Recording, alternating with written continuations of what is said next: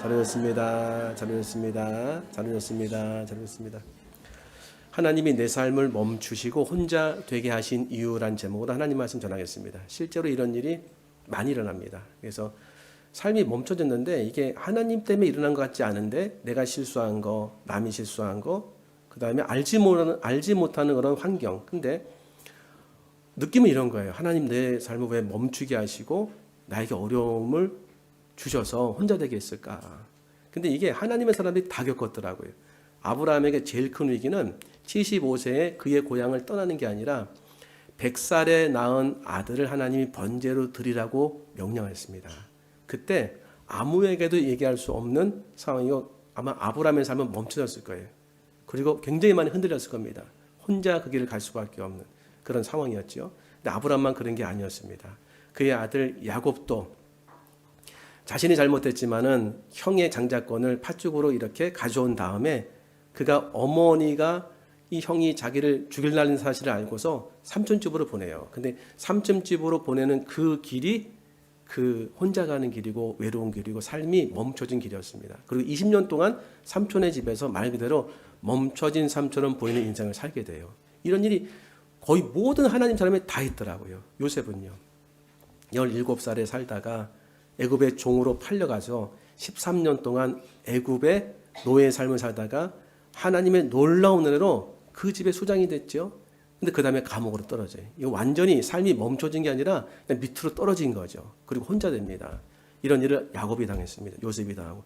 요셉만 그런 것이 아니라 모세도 40년의 왕자의 삶을 산 다음에 40년의 광야의 삶을 살아요. 참 힘든 거 아니겠습니까? 바울도 그렇고 다윗도 그렇고. 그래서 오늘 특별히 바울의 삶을 통해서 왜 내 삶을 멈추게 하시고 내 삶이 송두리째 흔들렸는가, 그리고 하나님 원하시는 게 어떤 건가, 나는 왜 혼자 됐는가, 세 가지 좀 살펴보겠습니다. 첫 번째 메시지 같이 읽겠습니다. 시작. 잘못된 관계에서 벗어나게 하시는 것이다. 오늘 사도 바울을 좀 보겠습니다. 사도 바울이 예수님 만나기 전에 어떤 사람이었는지 사도행전 7장 59절 한번 읽어보겠습니다. 시작. 그들이 돌로 스데반을 치니 내 영혼을 받으시옵소서 하고, 요 바로 뒤에 사울, 바울의 이름이죠. 바울이 등장하는데 요 스데반이 7집사 중에 한 분이에요. 복음을 전하다가 사람들에게 돌을 맞아가지고 죽어가는 순교의 장면인데, 원수 같은 사람들이 나타나서 돌로 자기를 치는데 스데반에게 나온 게 뭐냐면 이런 거였어요. 돌로 치는데 부르짖어 이르되 주 예수여 내 영혼을 받으시옵소서, 이렇게 하는 거예요. 60절 시작. 무릎을 꿇고 크게 불러 이르되 이 말을 하고 자니라. 그러니까 원수 같은 사람이 돌을 던져가지고 자기를 죽게 하는데 무릎을 꿇고 크게 주여 이 죄를 그들에게 돌리지 마옵소서, 이 말하고 이제 죽었다는 거죠. 이런 상태, 요 마음과 영의 상태와 이렇게 반대편에 있는 바울의 상태를 보겠습니다. 사울이죠. 8장 1절 시작. 사울은 그날에 예루살렘에 있는 교회에 큰 박해가 있어 사도에는 다 유대와 사마리아 모든 땅으로 흩어지니라. 돌에 맞아 죽는데 마땅한 거다. 저 인간이 죽는 건 마땅한 거다. 스데반이 죽는 건 아주 잘한 거다. 그런데 이게 8장 1절이잖아요. 이렇게 넘어와서 9장 1절에 가면요, 이게 연장이 돼. 제가 읽어드릴게요. 사울이 주의 제자들에 대하, 예수님 있는 제자들, 여전히 8장 1절서부터 여전히 위협과 살기가 등등하여 대제사장에게 가서, 그러니까 계속해서 위협과 살기가 등등하는데 예수님 믿는 인간들을 가만두지 않겠다. 그들을 몽졸히 붙잡아가지고 감옥에 집어넣겠다. 살기, 죽어야 된다. 저 인간들은 같이 이 하늘 아래 못 산다. 이 상태였던 거예요. 두 사람이 그냥 금명에 대변되지 않습니까? 이 상태에서 길을 가다가 다메섹 도상에서 예수님 만나서 이 사울의 삶이 완전히 뿌리째 흔들립니다. 그리고 혼자 돼요. 이렇게 3일 동안 먹지도 못하고 마시지도 못하고. 왜 그랬을까? 빌립보서 3장 5절에 보면은 사도 바울의 출신 성분과 그의 주변의 사람들을 알려주고 있습니다. 빌립보서 3장 5절 나는 8일 만에 할례를 받고 이스라엘 족속이요 베냐민 지파요 히브리인 중에 히브리인요 율법으로는 바리새인이요. 그러니까 지금 살기가 등등하고 그리고 분노가 막 차오르는 이 바울과 이 사울이죠. 사울 주변에 이런 사람이 있는 거죠. 베냐민 지파, 히브리인 중에 히브리인이요 율법은 바리새인이요. 그다음에 6절 열심으로는 교회를 박해하고 율법에 의로는 흠이 없는 자라. 이랬다는 거예요. 이랬다는 거. 그러면 이걸 보셔야 돼요. 내가 지금 예수님을 만난 다음에 사도 바울이 예수님 만난 다음에 완전히 모든 사람이 다 차단돼 버려 이렇게 해요. 다 사울을 알고 있던 바리새인들 전부 다 차단됩니다. 아예 그냥 끊어져 버려요. 뭐 그런 거 없습니까? 환난 당하고 어려울 때 남아 있는 사람이 없죠. 내가 힘들 때 아무도 안 남잖아요. 아무도 안 남게 하시는 은혜가 있다는 거 혹시 아십니까? 아무도 안 남게 하시는 은혜. 그래서 흠이 없는 자랬다는 거예요. 나는 그런데 7절에 보면 이렇게 됐어요. 7절 시작. 그러나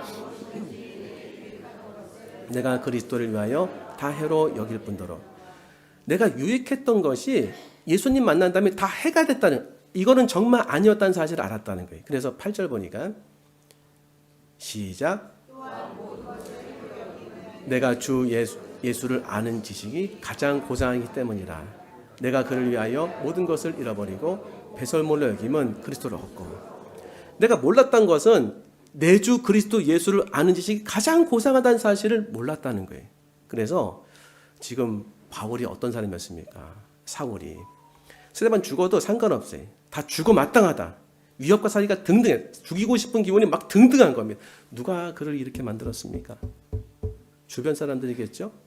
거기도 본인도 그렇게 생각하고. 그러니까 이걸 다 끊으신 거예요. 하나님께서. 신학교 제가 2년차 되니까요. 고등학교 때 친구들 되게 많았거든요. 다 없어지더라고요. 이렇게. 딱 한 사람 남았어요. 한 사람. 믿는 사람만 남았어요. 목사 안수 받으니까요. 다 없어졌어요. 사람이 흔들리고 어려울 때 남는 사람이 없어집니다. 그리고 놀라울 정도로 하나님이 하나님의 사람을 보내세요. 하나님이 하나님의 사람을 보내시다. 그래서 관계를 완전히 새롭게 하십니다. 그래서 오늘 우리가 살필 게 있어요. 지금 바울의 고백처럼 가장 고상한 지식이 주 예수 그리스도를 아는 지식이라는 거예요. 지금 나를 자극시켜가지고 내가 위협과 살기가 등등하게 만드는 그런 교제를 하고 있는가? 아니면 스데반 보세요. 마지막 죽는 순간인데도 주여 저들의 죄를 저들에게 돌리지 마옵소서. 엄청난 마음에 사람이 이거는 측량할 수 없는 평안과 그리고 관용과 예수님과 같은 사랑과 용서가 나타나지 않습니까? 이런 사람 들어가는 거 아닌가요? 이런 사람 이끄는 거죠. 제가 그러니까 초기에 개척할 때 여러 가지 일이 있었는데 그중에 참 부끄러운 일이 하나 있었습니다. 뭐냐면 처음에 개척하면 치유사역에 대한 소망이 생겨요. 그래서 영상을 딱 보는데 갑자기 영상을 보는데 너무 사람들이 막 쓰러지고 막 뭐 하는데 막 그냥 뜨거움을 받아가지고 막 은혜를 많이 받는 영상이 있는 거예요. 야, 저거 하면 좋겠다. 우리 디자인교회 이렇게 되면은 은혜가 넘치겠다. 그래서 영상을 보는데 갑자기 어떤 목사님처럼 외국 목사님이에요. 그래서 이렇게 막 떠면서 예수님은 나을 줄 알아 하는데 그냥 갑자기 훅 바람이 불어가지고 제가 갑자기 그냥 뒤로 넘어질 뻔한 거예요. 아, 이게 무슨 일인가 해서 그 다음부터 연구했어요. 막 연구하는데 이 목사님이 막 치료한다고, 저 목사님 치료한다고 하고, 그리고 자기는 사도라고 막 얘기하는 거예요. 사도라고 얘기하는데 사도는 교회를 다 통과한 사람이에요. 지금 사도는 없지요. 근데 이렇게 하다가 예언을 하는데 한국에 전쟁이 일어난다. 재밌더라고 들어보니까. 한국에 죄송합니다. 전쟁이 일어나는데 전쟁이 일어나면은 다 어른이 죽고 아이들만 남는다는 거예요. 아이들만 남기 때문에 그 아이들을 돌보기 위해서 믿음의 사람들은 동남아시아에 잠깐 갔다가 거기서 지내고 있다가 이제 다 죽으면 와서 돌봐야 된다는 거예요. 그래서 좀 이상하다. 그래서 한참 올라가는데 그때 마침 교회가 어려워졌어요. 교회 성도 간에 문제가 생기고 또 재정도 어려워서 볼 사이가 없네요. 볼 사이가. 주님 역사해 주옵소서. 주님 도와줘 주옵소서. 볼 새가 없는 거예요. 근데 그렇게 주님 인도하시더라고요. 볼 수가 없는 거예요. 근데 나중에 기도 가운데 알게 됐어요. 이게 온전하지 않은 신앙이구나. 왜? 예수님의 말씀을 멀리 떠나게 만들고 성경에 기록되어 있지 않은 그런 사실들에 대해서 자꾸 얘기하더라고요. 그리고 영의 세계가 이렇게 있잖아요. 영의 세계가. 이게 이제 지상세계고 영의 세계예요. 그러면 영의 세계는 진짜 있다는 게 어떻게 증명이 되는 거냐면 기독교에도 들어가고 불교도 경험하고 힌두교도 알 수 있고 이슬람도 있으니까 무당도 알 수 있죠. 있기 때문에 경험하는 거예요. 근데 모든 사람이 다 하나님을 만나는 게 아니에요. 그 세계에 들어가서. 그래서 영의 세계에 뭔가가 열려서 내 마음이 뜨거워질 때가 되게 좋지만 굉장히 위험한 때예요. 하나님의 말씀과 인도하심 받지 못하면 거기서 미아가 되는 거예요. 근데 그걸 딱 이렇게 순간적으로 뭐가 경험이 되고 뜨거워지면은 잘 인도하면 되는데 내 마음이 막 사로잡아가지고 저게 단 것처럼 느껴지는 거예요. 근데 그게 하나님의 인도하심은 너무 감사하지만 그렇지 않을 수도 있다는 거예요. 그래서 사도 바울을 자극한 사람들 주님이 다 차단시키셨어요. 사도 바울을. 오늘 하나님이 나를 혼자 되게 하셨다. 혼자 되라는 게 사인이에요. 혼자 되라는 게 사인입니다. 왜? 누구한테 집중하는 겁니까? 제가 그걸 보고서 저분이다 막 그래가지고 저분 모셔야 된다 우리 얘기하죠. 뭐 모셔야 된다. 근데 미국에 계시더라고요. 올 수가 없잖아요. 사람으로 막 뜨거워진 거예요. 사람이 막 보이는 거예요. 사람으로 뜨거워지면 안 돼. 제가 신대원 다닐 때 영성진학 교수님이 너무 많이 말씀하셨어요. 예수님과 그의 복음 외에는 마음을 열지 말고 예수님과 그의 복음 외에는 뜨거워지지 말라. 뜨거워질 이유가 없다. 맞지요? 사도 바울 보세요. 지금 예수님으로부터 뜨거워지는 것이 아니라 하나님의 이름으로 막 뜨거워졌어요. 근데 그의 모든 삶은 다 배설물의 삶이었어요. 뭘로 분별할 수 있을까요? 지금 자신이 위협과 사기가 등등하고 있어요. 스데반은요. 위협과 사기가 등등해야 되는 그런 죽음의 상황 속에서도 그 마음에 다른 사람을 향한 용서와 다른 사람을 향한 기도가 막 나오고 있는 겁니다. 너무 다르지요? 우리를 점검해 봐야 돼. 하나님 나 왜 혼자 되게 했습니까? 주님 바라보라는 거예요. 교회 사역하다가 어려울 수 있습니다. 그러면 그때 막 숨고 싶죠? 교회 막 어려웠으니까 막 그냥 안 나오고 싶기도 하고 그때 어떻게 하면 좋을까요? 주님 바라보라는 거예요. 모든 이 관계 속에서 이 모든 관계를 다 내려놓고 하나님을 바라보라는 그런 메시지인 겁니다.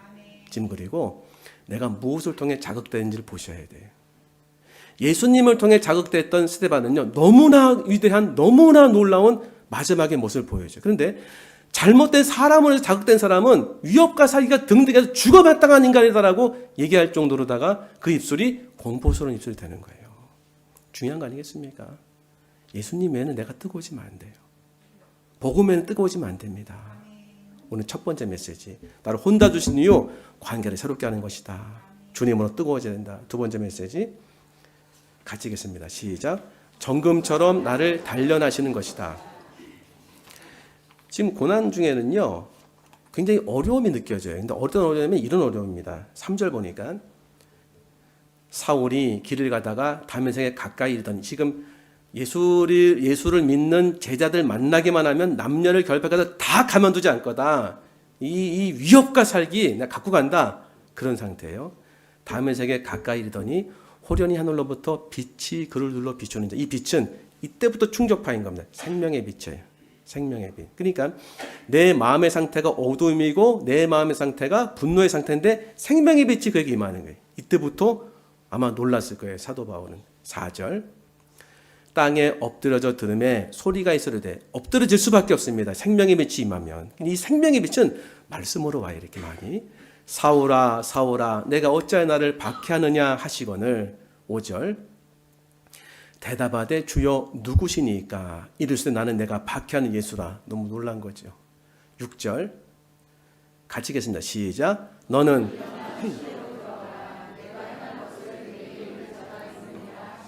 7절 시작. 아무도 보지 못하여 말을 못하고 서 있더라. 8절 시작.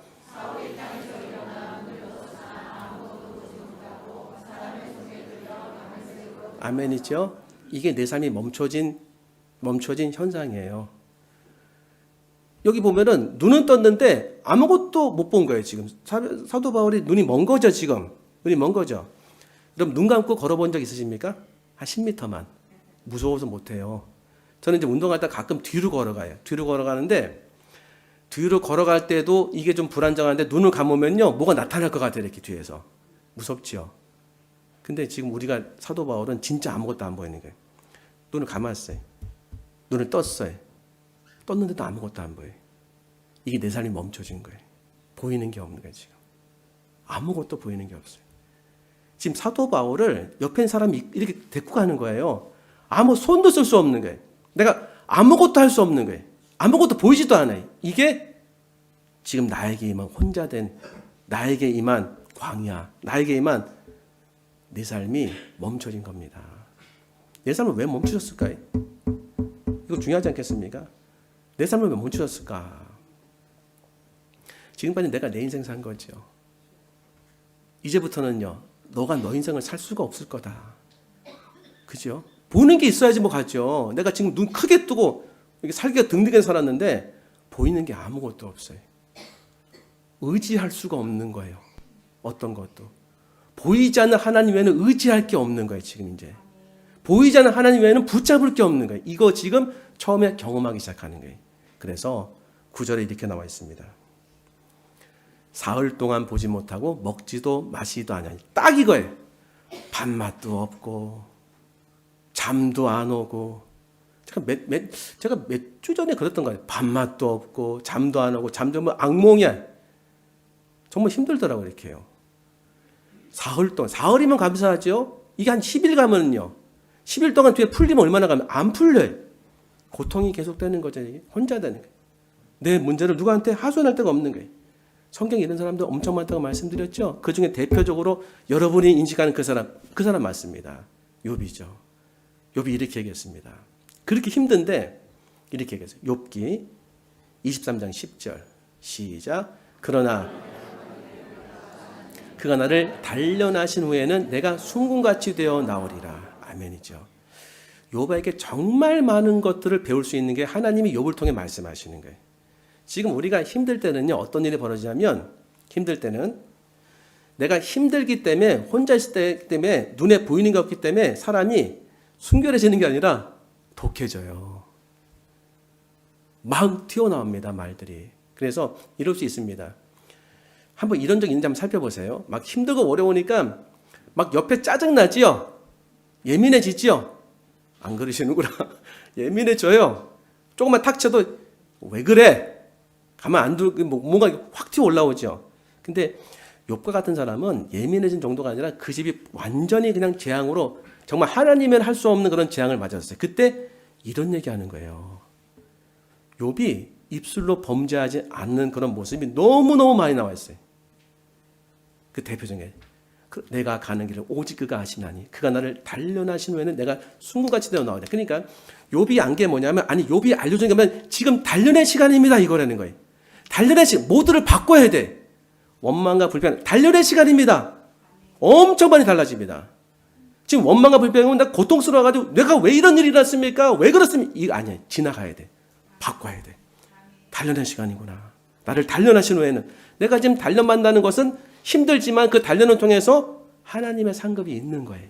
내가 변화되는 거죠. 쉽게 단련받는 방법 알려드리겠습니다. 가장 가깝게 사시는 분들이 자존심을 콱 찌르지요. 아닙니까? 그럼 아프지요. 무방상태에 있다가 아프잖아요. 그래서 성질도 안 내시죠. 성질 안 내. 저는 성질 내. 가끔 이렇게 뭐 그러지 않은데 뭐 말씀이 이렇게 오늘 은혜가 넘칩니다 하는데 이렇게 하면 어떻겠습니까? 너무 좋은 거잖아요. 그죠? 근데 성질이 막 나더라고요. 그래가지고 성질이 막 내는데 어느 날은 성질이 내는데 신기할 정도로 뒤에서 교훈이 돼요. 그게 딱 들어오는 아 그렇구나 하면서 성장이 일어나요. 하수죠 하수. 성질 낸 다음에 성장이 일어나는 거예요. 그 다음은요. 성질 내지 않고 참는 게 고수의 길로 가는 거더라고요. 욥이 그랬어요. 정금같이 나오려 하면서 이 욥에 대한 평가를 주의 동생 야고보가 해요. 주의 동생 야고보는 삶이 엄청 강한 사람이에요. 예수님을 평생 봤기 때문에 삶이 굉장히 강한 사람이에요. 그러니까 삶이 확실하게 성결하고 순결하다는 게 마치 세례요한의 그 라인인 거예요. 이렇게 평가합니다. 욥을. 야고보서 5장 11절 시작. 복되다 나니 너희가 욥의 인내를 들었고 주께서 주신 결말을 보았거니와 주는 가장 자비하시고 긍휼히 여기시는 이시니라. 욥의 인내를 봤대요. 너희가 욥의 인내를 들었고 주께서 주신 결말을 봤는데 주님의 은혜를 주신 거 있지 않냐? 2배로 다 주셨거든요. 욥의 인내를 봤느냐? 욥이 어떻게 있냐를 알아야 되는 거죠. 이제 욥이 어떻게 인내했는가? 분노하지 않고 하나님 앞에 너무나 고귀한 말로 영광을 돌렸어요. 우리 이 정도까지 못할 수 있어요. 그런데 흉내낼 수 있습니다. 일단은 내가 하는 그 모든 말들을 다 닫아야 돼. 할 수 있으면. 그래서 제가 막 이렇게 막 뭐라고 하면 아내가 그러더라고요. 다른 데서 화낼 수 없으니까 나한테 화났지. 너무 자세히 얘기한다. 실제로 난 일을 말씀드리는 거예요. 제가 이렇게 부족하다고. 그런데 제가 경험해 보니까 화내지 않고 속으로 이렇게 삭히는 게 속병 든다고 하잖아요. 성장하는 거예요. 그래서 여자분도 은혜가 많이 되지 않습니까? 많은 환난과 역경을 당했는데도 속으로 막 참잖아요, 이렇게. 그러니까 믿음이 훨씬 좋은 것 같아요, 이렇게. 그죠? 근데 그것보다 조금 더 하나님의 성령이 역사하시면요. 이게 내가 말하고 싶은데 말을 못하는 게 아니라 좀 얘기할 수 있어요. 그런데 결정적인 순간에 하나님 말씀으로 영광을 돌리는 거예요. 하나님, 주신 이도 여호와시요 취하신 이도 여호와시니 여호와께 영광을 돌립니다. 주신 분도 여호와시요 취하신 분도 여호와시니 하나님 홀로 영광 받으시옵소서. 그러면 그때 내 영의 상태가 엄청 정결해지고 굳건해지는 거예요. 그리고 한 가지 확실한 게 뭐냐면 사람이 흔들리잖아요. 그게 기분이 나쁜 일이든지 어려움이든지 그러면 막 튀어나오잖아요. 이렇게요. 그죠? 그게 내가 변화돼야 되고 없애야 될 불순물이에요. 그러니까 이번 주 하가다 말씀 기억나십니까? 여호와의 말씀은 순결함이요 흑도관에 7번 단련한 은갓도다. 7번 왜 단련하는 겁니까? 그 정제해서 순결하고 깨끗하게 만들기 위해서 불순물 제거하는 거예요. 우리 마음의 불순물이 진짜 불순물 아닙니까? 어떻게 뺍니까? 팍 압박하면은 훅 올라오는 게 입에서 나와요. 입에서 나오는데 이 입을 내가 닫기 시작하면은 속병이 걸린 게 아니라 점점 내가 그 악독한 말들이 영혼의 이 악함이 빠지기 시작하는 거예요. 진짜입니다. 성질 많이 내면 안 되겠더라고요. 이 상태에서 하나님 앞에 내가 영광을 돌리고 하나님을 찬양하기 시작할 때 급속도로 가속되더라고요. 내 안에 있는 불순물이 사라지기 시작하고 하나님이 기뻐하신 영혼으로 태어나기 시작하는데 마지막 모습이 스데반이에요. 사도 바울과 스데반을 대비했어요. 우리는 사도 바울의 인생에서 사울의 인생에서 스데반의 이 인생으로 인도하시거든요. 이 스데반은요, 자기를 돌로 쳤는데도 주여 저들의 죄를 저들에게 돌리지 마옵소서. 예수님의 말씀 인용하면 저들이 하는 것을 저들이 알지 못합니다. 이렇게 됐어요. 이렇게. 이거 세상 변화시킬 수 있을까요? 어떻게 생각하십니까? 이거 세상 변화시킬 수 있어요. 세 번째 메시지 같이 읽겠습니다. 시작. 정체성을 바꾸시고 사명을 준비시키는 것이다. 나를 왜 혼자 되게 하시고 흔드시고 고립되게 하시고 멈춰지게 하셨는가? 관계 새롭게 다 하는 겁니다. 나를 자극하는 사람들 다 끝내버리시고 나에게 성령의 은혜를 주는 사람의 새로운 교제를 주시고 특별히 예수님 바라보게 하시는 거예요. 그리고 연단의 과정을 통해서 순금같이 되는 은혜를 받으라는 거예요. 이것만 인식해도 굉장히 많이 견딜 수 있습니다. 그 세 번째는 정체성을 새롭게 하시고 나에게 사명의 그릇을 만들어서 사명을 주시면서 주님과 동행하게 하시는 그 은혜를 주시는 겁니다. 힘들고 어려울 때 정체성이 막 이게 무너져요. 내가 누구인지, 내가 어디에 사는 인간인지, 내가 어느 교회에 나가는지, 내가 정말 자녀는 맞는지. 제일 힘든 게 뭐냐면 정체성이 상실되는 거예요. 실제로 겪었는데 제가 이렇게 말씀드리니까는 뭔가 느끼는데 실제는 다 정체성이 혼란이에요. 내가 정말 하나님 자녀 맞나? 구원의 자녀 맞나? 나에게 복을 주시는 거 맞나? 왜 이렇게 어려워 근데? 그래서 하나님은 하나님의 사람을 세울 때에 정체성을 새롭게 하시는데 뭘로 하시냐면 주의 말씀으로 하세요. 이 정체성을.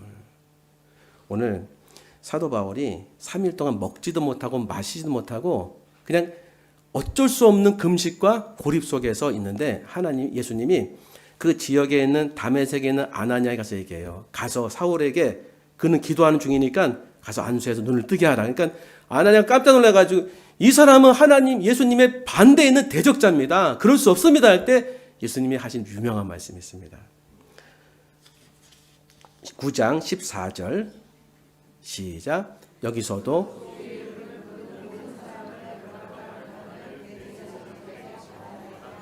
안 환영하는 거예요. 이 사람 안 됩니다. 그래서 예수님이 15절 시작. 주께서 이르시되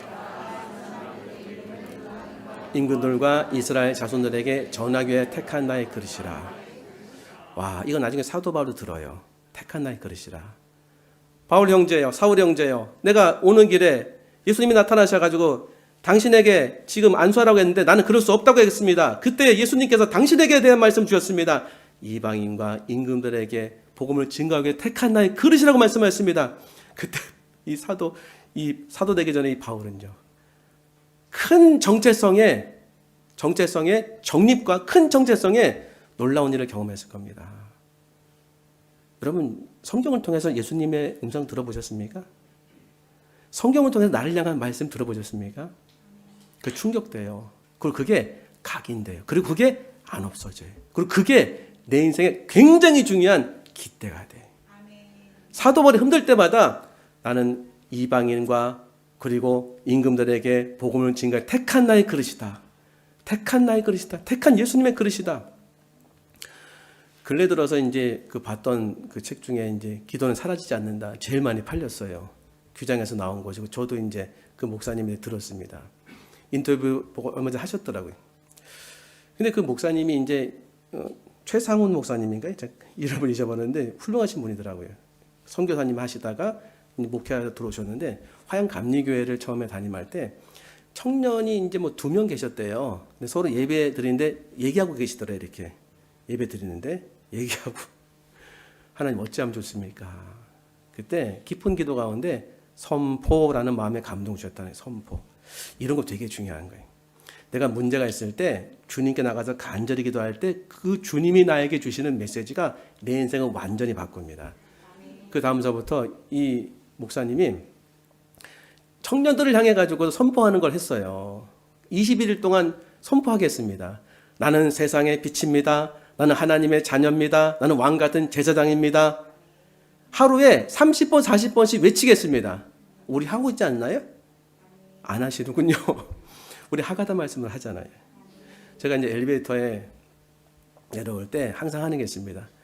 그래서 하나님 너를 사랑하신다. 하나님 너를 기뻐하신다. 하나님 너와 함께 하신 두려워하지 말라. 너는 명수를 좀 올려야 되겠다. 500명의 담임 목사가 될 것이다. 4계층, 3계층에서는 담임 목사가 되고 뭐 100만 유튜버가 될 거다. 막 이러고 와요. 그냥 내릴 때까지.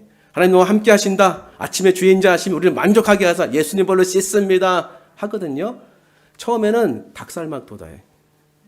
근데 계속하면 이게 힘이 돼요.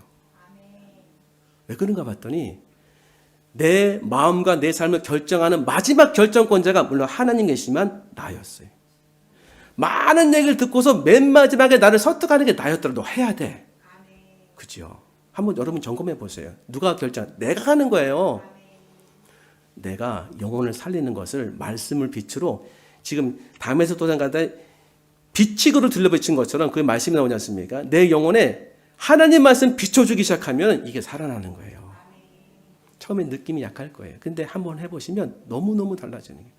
하가다마서 이래서 하는 거 아니겠습니까? 그지요? 하나님의 말씀이 시대의 정신입니다. 이 시대 정신이 뭘까? 시대마다 사람이 세워져서 시대를 이끌어간다고 하는데 지금의 시대 정신이 뭘까? 한번 고민해 봤습니다. 하나님, 이 나라와 이 시대가 지금 분열되어 있고 어렵습니다. 어떻게 하면 좋습니까? 시대 정신. 그때 굉장히 작은 사건을 통해서 깨닫게 하신 게 있어요. 개인, 가정, 교회, 국가까지 가는 거예요. 근데 이 국가를 모르잖아요, 우리가. 개인을 통해서 알게 하시는 게 있는데 이 말씀에 감동이 됐습니다. 마가복음 10장 45절 같이 읽겠습니다. 시작. 인자가 온 것은 섬김을 받으려 함이 아니라 도리어 섬기려 하고 자기 목숨을 많은 사람의 대속물로 주려 함이니라. 예수님이 실제로 이렇게 하셨지요.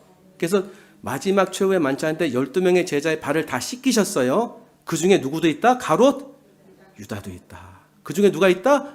베시도 있다. 죄송합니다. 베드로예요. 베드로. 다 배반했죠? 다 부인했어요. 그 부인할 것을 알고도 예수님이 발을 씻어줬습니다. 섬김의 예수님이시죠? 제가 이제 아침에 운동하는데 운동 끝나면은 뭐 한 달에 3만 원 내고서 샤워실을 쓸 수 있어요. 그러니까 저는 사우나를 안 갑니다. 얼마나 3만 원 주고 한 달 내내 쓰는 거예요, 이렇게요. 그럼 매일 아침 가서 샤워를 하는데 거기에 이제 신발이 쭈루룩 있어요. 근데 제 신발을 누가 돌려놓더라고요. 나이가 지금 80이 되시는 어르신인데 다른 교회를 다니시는 어르신인데 제 신발을 돌려놓더라고요. 사람들 많을 때 안 돌려놓으세요. 사람들 없을 때만.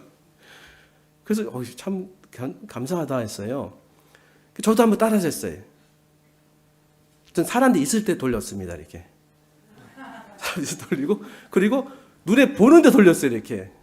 두 명이 딱 했는데 나이가 좀 드신 어르신에 돌렸어요. 이렇게.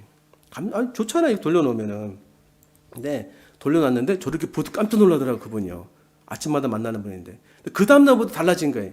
지나가는데 장 목사님 바라보라. 이 폼을 얼마나 멋있냐. 이 라켓을 든 거 봐라. 굉장한 분이다. 그런 말 하는 사람이 아닌데. 그 다음날 갔는데 목사님 머리를 봐. 아이고 그건 얘기하지 마시고 이제. 깜짝 놀랐어요. 맞구나. 하나님 말씀이 능력이 있구나. 제가 그 신발 하나 돌렸어요. 그분이 저에 대해서 얼마나 많이 지금 칭찬하시는지 제가 부끄러워요, 지금. 변화될까요, 안 될까요? 됩니다. 주님은 나라와 교회와 가정과 개인이 있을 때 다 변화되기 원하는데 제일 먼저 나부터 변화시키더라고요. 이건 제가 개척하면서 한 거예요. 개척할 때 얼마나 꿈이 많았겠습니까? 주여! 개척만 하면 은혜가 될 줄 믿습니다. 한 1년 지나니까 주여 주시는 분 오시만 하면 감사합니다. 아무것도 안 되더라니까요. 아무것도 못 하겠어요. 하나님이 다 하셨던 거예요. 지금까지. 모두 하나님이 다 하셨던 거예요. 그지요? 하나님께서 알게 한 건 뭐냐면 너가 좀 변화됐으면 좋겠다. 그게 너의 가정을 변하는 거, 너의 교회를 변하는 거, 너의 국가를 변하는 거다.